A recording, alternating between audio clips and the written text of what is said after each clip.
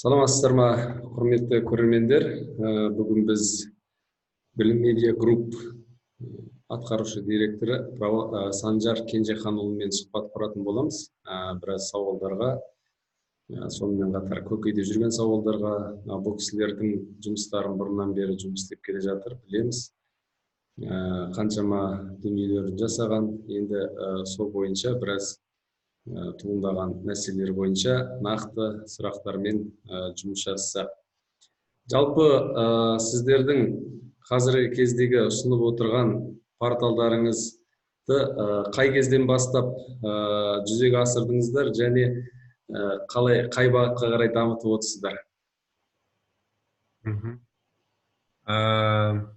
Сәлеметсіздер, рахмет шақырып ашық әңгіме жүргізуге ұсыныс бергендеріңізге.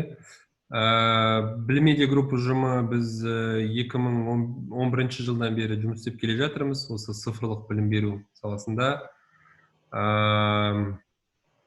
2015-те біз мектептермен жұмыс істей бастадық, сараптамадан өткеннен кейін барып, сол негізгі біздің білім беретін порталымыз ол Bilimland.kz.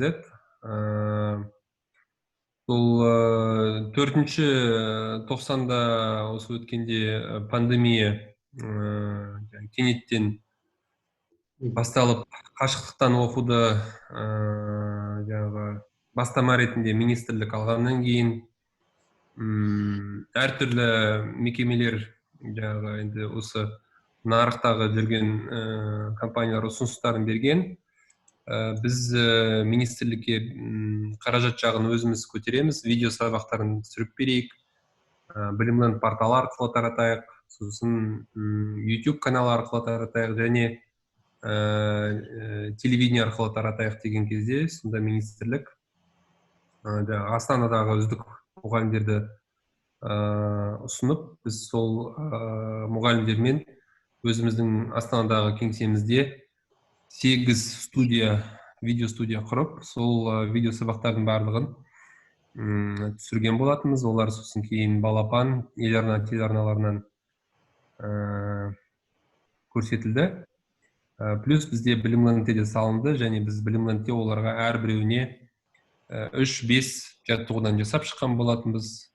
Сосын мамырдың аяғында, 4-ші тоқсанның аяғында осы өткен біз ойланып, Назарбаев зияткерлік мектептерімен әріптестік құрып, жаз мезгілінде басқа елдер онлайн оқытуға дайындалып жатыр, сондықтан бізде қалыспауымыз керек, бізде дайын болуымыз керек деп шешкенбіз. Сол бастан енді жаздың басында министрлік өздері де айтты, әртүрлі зерттеу сараптамаларға сәйкес жаңа оқу жылы қашықтықтан болады, сондықтан дайындалуымыз керек. Сөйтіп әртүрлі компанияларды қарай бастады. Соны бізде өзіміздің Bilimland'тың ішінде онлайн мектеп деген модуль болған. 4-ші тоқсанда соны бөлек портал ретінде шығардық.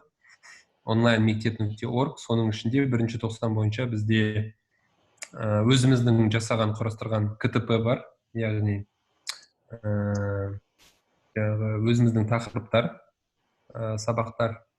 Оны біз Назарбаев зияткерлік мектептерінің мұғалімдерімен бірлесіп шығарғанбыз. Сөйтіп қазір енді 3200 мектеп біздің порталда онлайн мектеп.org-та жұмыс істеп жатыр. Жақсы. Бұл енді түсінікті. Сіздер енді мектеппен жұмыс істеу үшін не істедіңіздер? Олармен жеке келісім шартқа отыру арқылы ма, или қалай? Жаңағы жаздағы министрліктің қашықтан оқу болады дегеннен кейін әртүрлі баспаларды шақырды, компанияларды. Біз әрбір облысқа бөлек тренинг жүргіздік. Сосын оларға жаңағы көруге демо аккаунттар бердік. Сөйтіп олар біздің ресурсты таңдады. Таңдаған кезде біз әрбір мектеппен немесе аудан бөлімімен келісім шартқа отырамыз. Біздегі баға 2 тоқсанға, яғни 1-ші және 2-ші тоқсанға бір мектепке 173 мың теңге, ол оқушыларға да, мұғалімдерге де жаңағы аккаунттар жасалады. Егер кейбір ауылдағы мектептер бізде оқушылар аз дегендерге біз орташа баға жылына 1000 теңге, сонда 9 айға бөлген кезде айына 111 теңге деп есептеп бергенбіз. Сол бағамен жұмыс істеп жатырмыз. Бір балаға ғой, иә? Ау? Бір балаға ма 111 теңге? Бір пайдаланушы, яғни бір ол бала мүмкін, және оқушы, мұғалім. Енді жалпы қазір бізде мұғалімдерден не түсіп жатыр? Білімдерде жеке сұрақтар бойынша біз хабарласқан едік, соған жауап ала алмай отырмыз деген сұрақтар туындап жатыр. Сіздерде жалпы сұраққа жауап берумен кімдер айналысады және қанша уақыт көлемде жауап бересіздер? Бізде арнайы қолдау орталығы командасы бар. Оның ішінде 39 адам жұмыс істейді. Бірақ қазір біздің статистика қарайтын болсаңыздар, бізде енді пайдаланушы саны өте көп. Жаңағы Zero KZ дегеннің ішіне кірсеңіздер, онда өзіңіз көре аласыздар. Бізде 1.100.000 астам дербес пайдаланушы, әрбір пайдаланушы біздің сайтта 18 минут 42 секунд уақыт өткізеді.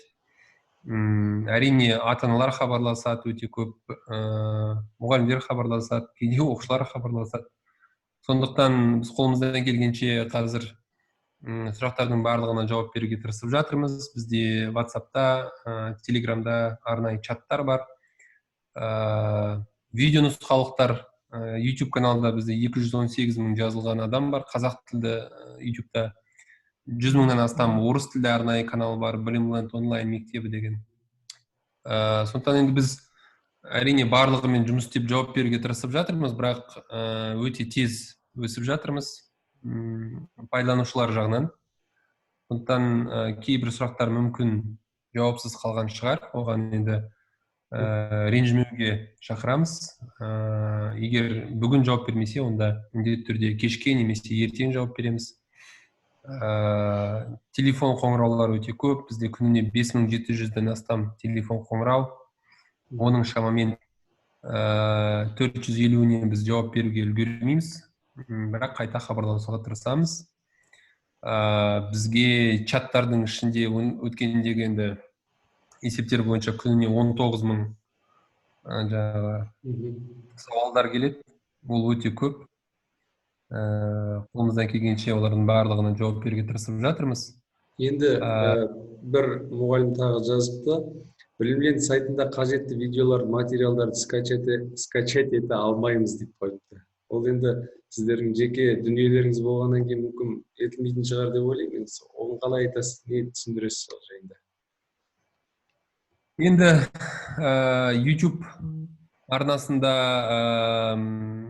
әртүрлі мұғалімдер кішкене заңсыз жолдармен жүктеп алуға инструкцияларды, нұсқаулықтарды жасаған.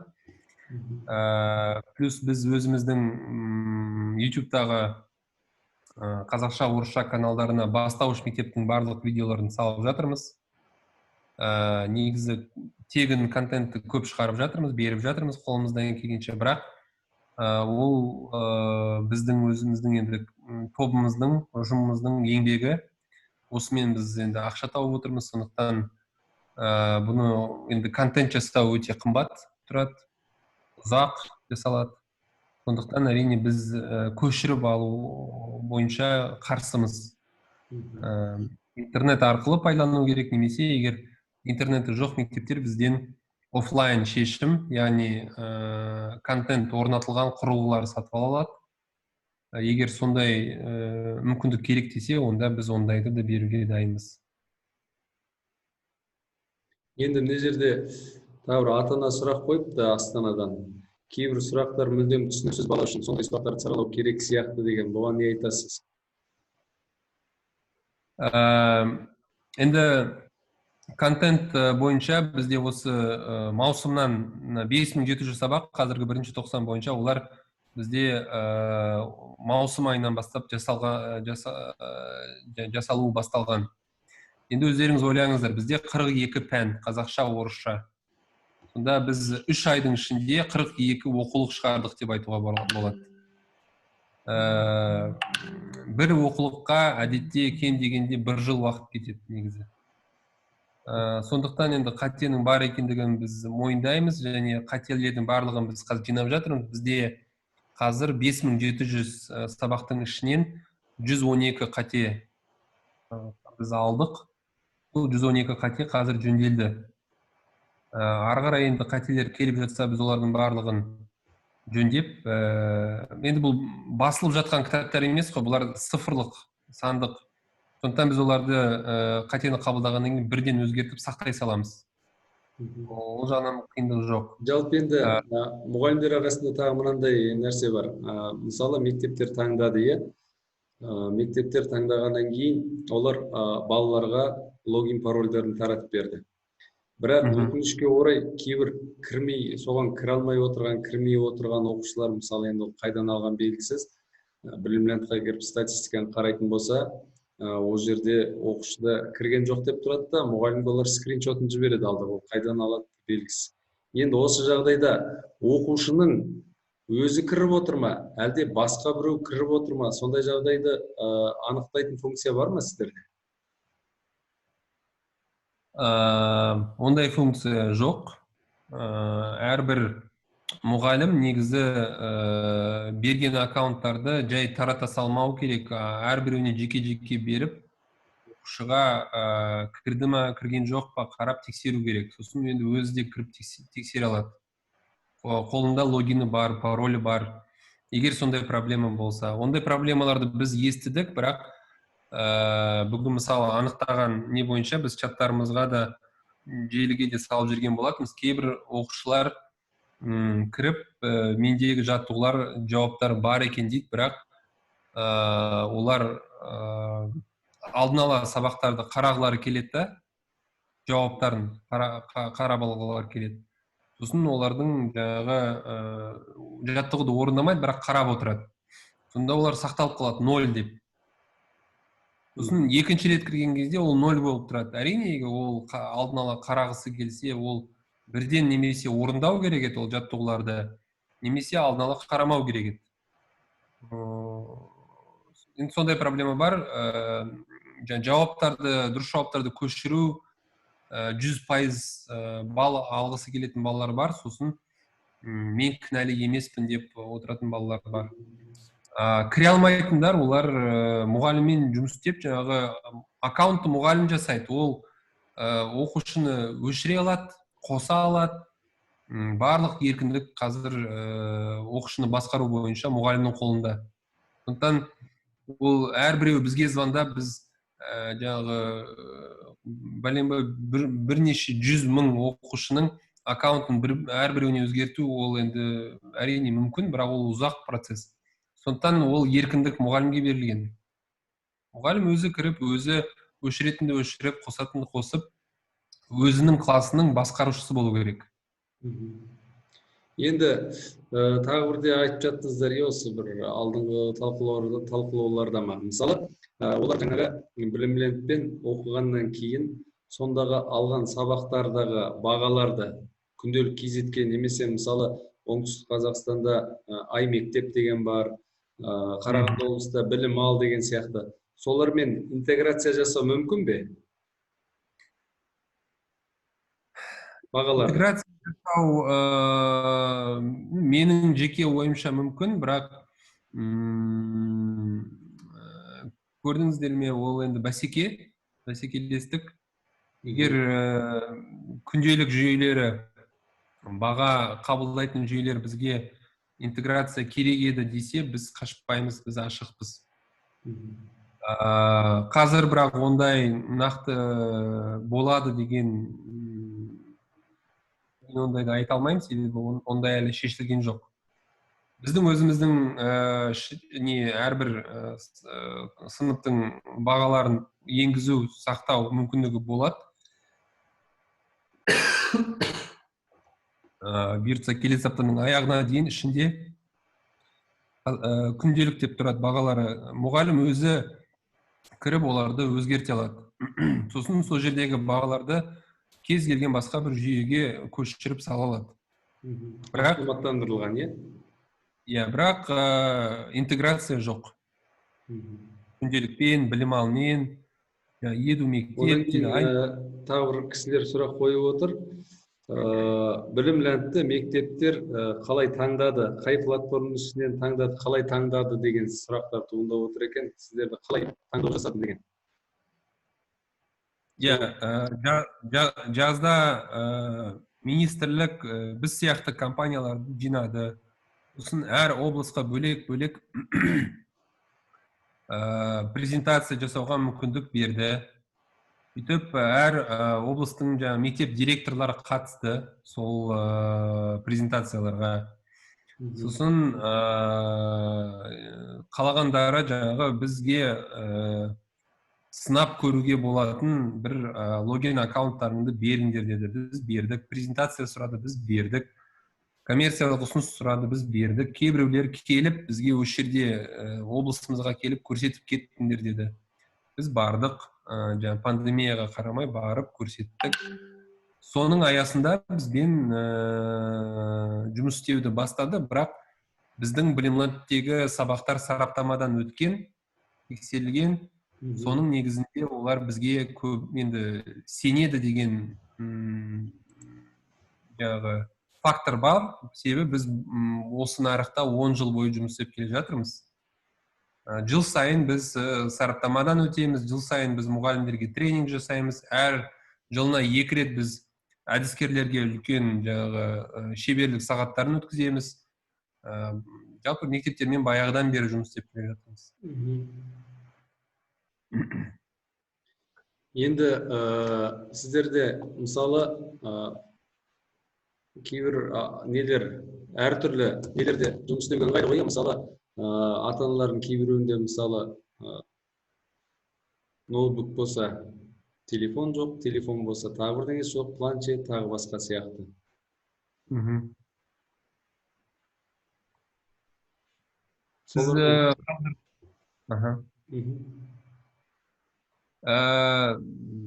Ондай проблема бар. Сосын көп балалы семьялар бар. Оларда құрылғы жетіспейді. Кейбір жерлерде желінің проблемасы бар. Онда біз түсінеміз. Сондықтан синхронды және асинхронды оқыту деген бар. Сондай ұғым бойынша бір мезетте барлығы кіріп оқу керек деген талапты мұғалім өзі анықтайды. Егер мұғалім айтса, менің сабағымда қазір бүкіл менің 25 балам қатысу керек деп жоспарласа сабағын, онда ол енді мұғалім өзінің сыныбының өзі қожайыны. Өзі соған құзыреті бар. Ал біз асинхронды оқуға мүмкіндік береміз. Негізі қазір 70% сабақтар сол еркін уақытта өтеді. Еркін уақыт деген күні бойы, мысалы, егер біздің семьяда 3 бала болса, бізде бір құрылғы болса, алдымен менің ағам оқиды, сосын менің апайым оқиды, сосын барып мен оқимын. Ал орташа есеппен бір сабаққа 15 минут-30 минут бұл санитарлық норма дейді, бала экранның алдында қанша уақыт өткізу керек. Оған қоса енді бір сыныпты, бір сабақты орындағаннан кейін бала міндетті түрде тұрып, кішкене демалып алу керек 5-10 минут.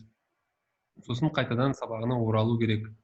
Сондықтан формат осындай. Жалпы бұл құрылғының жетіспеуі, сосын интернеттің проблемасы тек қана Қазақстанда ғана емес. Егер интернетті ашып оқысаңыздар, онда Америкада да сондай проблема бар, Европада да сондай проблемалар бар. Сондықтан енді бұл жерде қазір біздің білуімізше, естіп жатқанымыздың негізінде айтатынымыз, цифрлық министрлік қазір бүкіл ұялы операторлармен сөйлесіп, барынша интернетті барлық ауылдарға тартуға тырысып жатыр. Бірақ енді біз ұялы оператор компания емеспіз, біз білім беретін платформамыз. Біз платформаны қамтамасыз етуіміз керек, және ішіндегі мазмұн. Ал енді интернет және құрылғының проблемасы ол оған сәйкесті жаңағы жұмыс істеп отырған бөлек мекеме компаниялар бар. Соларға қойған дұрыс шығар осы сұрақ. Жалпы сіздердің мысалы Brilliant-та мынандай жағдай қарастырылған ба? Мысалы, егер интернет желісінің жылдамдығы кішкене аз болатын болса, ол оптимальды вариантын ұсынатындай. Сондай бар ма мүмкіндік? Ондай мүмкіндік біріншіден жаңағы бейне конференция байланысы үшін жасалған. Оларда егер мектепте мұғалім сабақ өткізіп отыр, егер ол кісінің байланысы нашар болса, онда басында біз видеоны қоспау мүмкіндігін жасап қойғанбыз. Сосын балаларда да тек қана аудио. Негізгі ең үлкен трафик, ең көп жаңағы нені дейтін интернеттің жылдамдығын ол сол бейне трафик. Сондықтан біз оны аудио арқылы ғана мүмкіндік жасауға бердік. Екіншіден жаңағы егер қосылмай жатса интернетке сәйкес, онда біз тек қана контенттің ашылуын мүмкіндік ретінде бердік. Қалған артық нелер, кесте, үй жұмысы, олар онда қосылмайтындай мүмкіндік бердік. Осы екі нәрсе қарастырылған.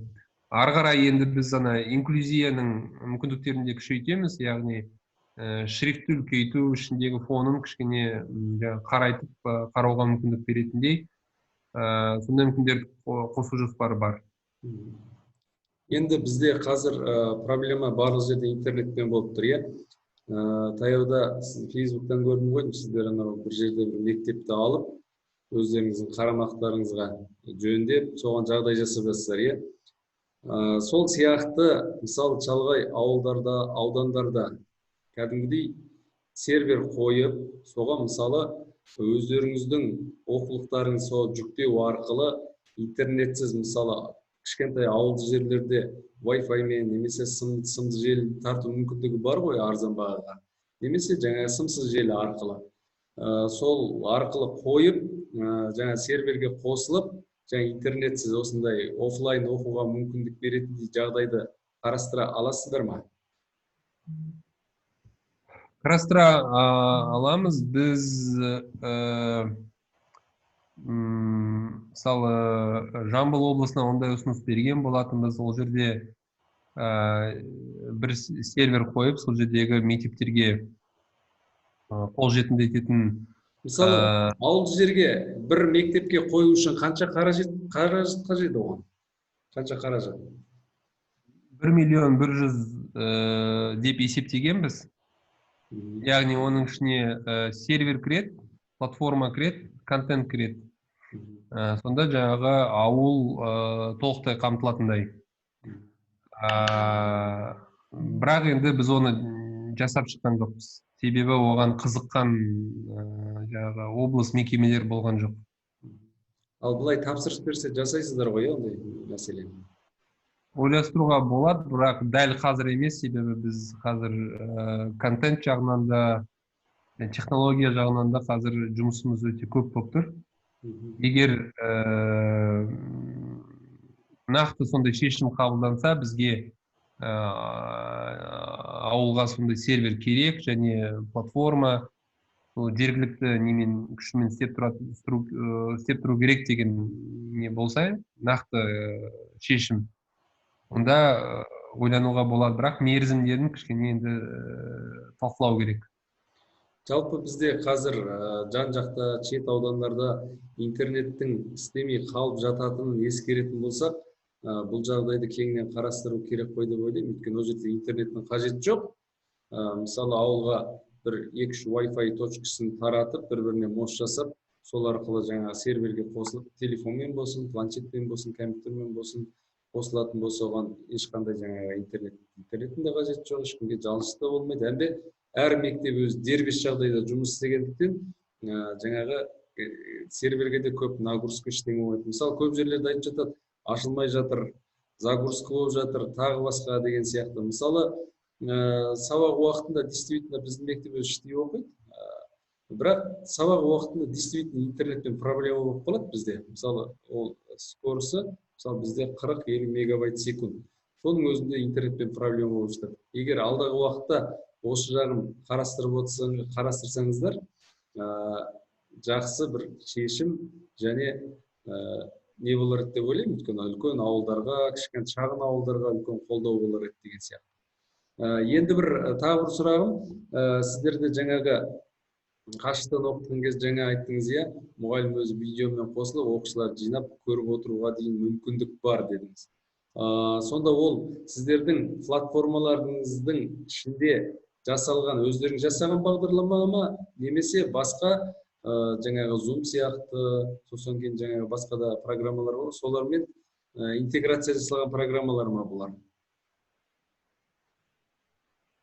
Мен жаңағы сіз алдындағы талқылаған нәрсені негізі рұқсат болса тағы бір не ұсыныс қосар едім. Негізі бүгін Бағдат Мусин операторлармен сөйлесті, ұялы операторлармен. Сосын жаңағы білім деген тариф бойынша ақпаратты нақты берді. Қазір енді жоспардағы бар нәрсе операторлар арнайы білім тарифына қосылмай, бірден әрбір жаңағы азаматта, Қазақстан азаматының телефонында Қазақстандағы білім беретін платформаларға тегін кіру мүмкіндігі. Екіншіден жаңағы Zoom басқа сияқты бағдарламаларға шетелдің бағдарламасына кірген кезде ол Қазақстанның ішінде емес, сыртында болған соң оған трафик желінеді. Бірақ желінсе де, нөл болса да, жергілікті білім беретін платформаларға кіру мүмкіндігін жасауды қарастыруда. Негізгі ауылдардағы интернеттің проблемасын кәдімгі ресми хатпен сол министрлік цифровизацияға айтып, те ғана әлеуметтік желілерде ғана жаза салмай, бірақ кәдімгі ауылдағы тұрғындардың қолдары қойылған ресми хатпен шығарсаңыздар, онда оны жаңағы ұялы операторлар, Қазақтелеком қарастыруға дайын. Бірақ оның жаңағы өзінің бір талаптары бар, осыншама тұрғын тұру керек деген. Ол талаптарды түсіру жоспары бар. Біз негізі осы онлайн біліммен айналысып жүрген компания ретінде бізге әрбір пайдаланушыға жету үшін жақсы интернет керек, құрылғылар керек. Ол енді жаңағы түсінікті проблема, ол үлкен қаражатты талап етеді, уақыт талап етеді, бірақ ол жаңағы жай ғана желдегі бір пікір, комментарий ретінде ғана айтылып қалмай, кәдімгідей жаңағы жақсы ұйымдастырылып, хат жазылып, оған адамдар қол қойып, бізге керек деп айтылса, онда менің ойымша қазір президенттің бастамасымен жаңа министр цифровизация ол дайын халыққа көмек көрсетуге, сосын әсіресе ауылдарға сондай интернет мүмкіндіктерін алып келуге жоспар бар. Соны осы сұхбатты пайдаланып, мен айтқым келеді, бүгін ғана соны талқылаған. Бірақ оның жаңағы дұрыс ұйымдастыратын адам болса, хатты әдемілеп жазып, сосын адамдар қол қойып, ресми сондай өтініш кету керек.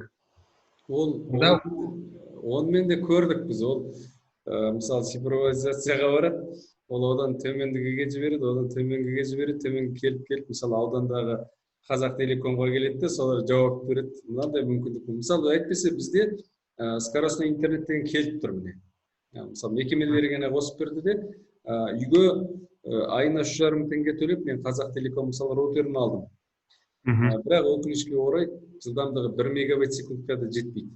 Жылдамдығы. Еріксіз ұстап отырмын, балалар мынау ұсақ-түйек нәрселерін қарағанға, интернеттен іздегенге ал былай платформаға кіру мүмкіндігі жоқ. Билайнға да жаңағы сіз айтқан секілді барлық ұсыныстарды бергенбіз, жібергенбіз. Әртүрлі сылтаулар айтады, қаражат жоқ, оборудование сатып алу осылай болып жатыр, мынандай болып жатыр деген секілді сырғыма жауаптар. Содан шаршадық та ақыры қойдық. Бірақ қазір енді пандемия деді, онлайн оқу керек деді. Көп басқа да мемлекеттерде осы пандемияның жаңағы негізінде себеп ретінде көп ауылдарға жетпей тұрған интернет, жақсы сапалы интернет жетіп жатыр. Мүмкін егер жаңағы хаттарыңыз сақталған болса, онда ол хаттың жаңағы көшірмесін тағы бір рет салып жіберсеңіздер, олар құлақ асып, іске асырып жүреді деп ойлаймын. Себебі бізге де сіздерде жақсы интернеттің болғаны тиімді. Сондықтан егер қиын болмаса, онда соны бір жасайтын адам болса, күшті болар еді әрине. Екінші сұрағыңыз, кешіріңіз, жаңа сіз бастадыңыз да мен артқа бұрып жібердім ғой. Сіздердің платформаларыңыздағы мысалы бала мен оқушы, мұғалім мен оқушының бетпе-бет отырып осы секілді жаңағы сабақ өтуі қалай қарастырылған, өздеріңіз жасап шыққан ба, или жаңағы Zoom мен немесе тағы да басқа программалармен интеграция жасалған ба? Жоқ, біз дайын Jitsi деген open source бар. Оны жаңағы басқа біздің бәсекелес компаниялар да соны пайдаланды. Бірақ солардың арасында біз бірінші болып жасап шықтық. Яғни ол сыртқы дайын VKS-ті бейнеконференция мүмкіндігін беретін жаңағы құралды біз өзімізге қондырып бейімдеп алдық. Бірақ ол ондай үлкен Zoom сияқты сапаны беретін және соған шыдайтын шешім емес. Бір мезетте жаңа 45 баланы кіргізіп, сабақ өткізуге біз сондай тестілеу жасағанбыз. Одан артық сапа кетіп қалады. Сондықтан біз қосымша қазір Zoom корпорациясымен Америкадағы келісімшартқа қол қойдық. Біз Zoom-ды ішке Білімланд онлайн мектептің ішіне кіргіземіз келесі аптада. Сосын енді сондай, егер бізге міндетті түрде бейнеконференция керек деген мұғалімдер болса, онда олар соны пайдалана алады. Плюс біз қазір Google Meet деген құралмен де, олармен де Google Partner деген статусты алдық. Оларды да қыркүйектің аяғына дейін бұйыртса қосу жоспары бар. Плюс Microsoftпен бізде келісім шарт бар, бірақ ол жерде Америкада олар бізге жаңағы интеграцияға рұқсат бермей жатыр.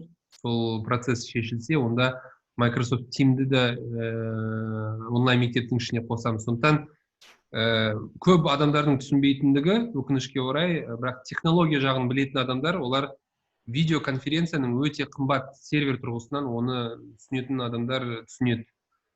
Түсінбейтіндер ойлайды, кез келген компания жасап шығады деп.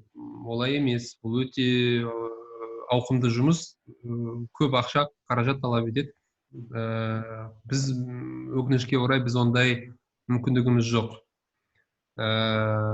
Сондықтан біз сол білетін, жасап шыққан жаңағы барлығы ұнататын Zoom-ды алып келіп жатырмыз. Google Meet, Microsoft Teams.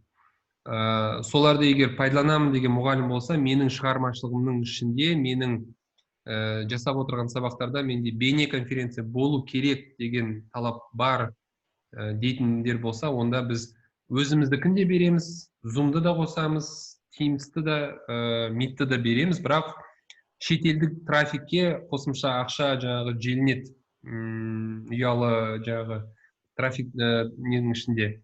Бірақ енді ол әрбір мұғалімнің өзінің еркіндігі, пайдаланам десе пайдаланады, пайдаланбайым десе пайдаланбай қойсын. Біздің рөліміз ол мүмкіндік беру. Мұғалімдерге жағдай жасау, оқушыларға білім алуға жағдай жасау дейсіз ғой. Енді бүгінгі берген қысқаша сұрақтарға жауаптарыңызға көп рахмет. Алдағы уақытта да тағы кездесіп, сұрақтар туындап жатса, жауаптар аламыз деген ойдамыз. Жұмыстарыңызға сәттілік тілейміз. Бір ғана нәрсе рұқсат болса, біз енді ары қарай қазір мұғалімдер, әсіресе заучтар, информатиктер жаңағы кестелерді, сабақтардың жоспарларын толтыруға көп уақыт жұмсап жатыр. Соның арасында біз келесі аптадан бастап бұйыртса байқау жасаймыз. Ең жақсы, ең белсенді қатысып жатқан, жақсы толтырып жатқан информатик заучтерге арнайы сыйлықтар болады байқаудың негізінде. ең белсенді жақсы дегендерге, сосын мұғалімдердің арасында жаңағы пән мұғалімдері ең жақсы пайдаланып жатқан, толықтай оқушылармен байланысты сөйтіп орнатып, онлайн мектептің аясында жақсы жұмыс істеп жатқан мұғалімдерге де арнайы ақшалай сыйлықтар жасауға тырысамыз. Әрине үлкен емес, кішігірім, бірақ ынталандыру және осындай қиын енді кезеңде кішкентай болса да біздің платформаға сеніп, бізбен жұмыс істеп жатқандарына біздің кішкентай жаңағы рахметіміз. Сосын қосымша оқушылардың арасында да жақсы белсенді оқып жатқан оқушыларға, себебі әрине оқушыларға да қиын, ол түсінікті. Әдетте жаздан кейін оқушылар мұғалімдерін сағынады, мектепке барғылары келеді. Ал қазір үйінде отырып, өзін өзі тәрбиелеп, жаңа форматқа көшу өте қиын. Мұғалімге де әсіресе қиын, әрине. Ата-анаға да өте қиын, үйге келеді, ол жерде сабақ өтіп жатыр. Әрине, ол түсінікті. Бірақ қашықтан оқыту деген ол тек қана Қазақстан емес, басқа дамыған елдер де оған көшті, мәжбүр болды. Жақында міне CNN, BBC-дағы жаңалықтарға сенетін болсақ, онда Британия, Европа, Америкадағы мектептеріне қайтып барған оқушылар, мұғалімдердің, әсіресе мұғалімдердің арасында, себебі жасы үлкен мұғалімдер ауырса қиын ауырады. Сондай қазір вспышкалар болып жатыр әлем бойынша. Бізде қайта қазір тыныш, оған тәуба. Сондықтан бұйыртса аман есен шығайық осыдан. Егер барлығы дұрыс болса, 2-ші тоқсанда кәдімгі дәстүрлі мектеп форматына оралайық. Бірақ енді өткенде Цой мырза, Аймағамбетов мырза айтты, 1-ші тоқсан қашықтан болады. Сондықтан мейлінше осы қашықтан оқыту кезінде әрбір ата-ана, мұғалім, оқушы әдемі жаңағы интернетті пайдалануды үйреніп алса. Одан енді қаша алмаймыз, ол өмірдің бір бөлігі болды. Ертең біз балаларды келешек бәсекелестікке дайындағымыз келсе, олардың барлығы компьютер, телефонды жақсы меңгеру керек. Сондықтан бұл негізі жақсы сынақ барлық бүкіл елге. Біздің ойымыз, егер біз бұдан жақсы шығатын болсақ, онда кәдімгідей ел ретінде үлкен жаңағы өсім болады. Жақсы, рахмет көп өзіңізге. Жақсы, Сау болыңыздар.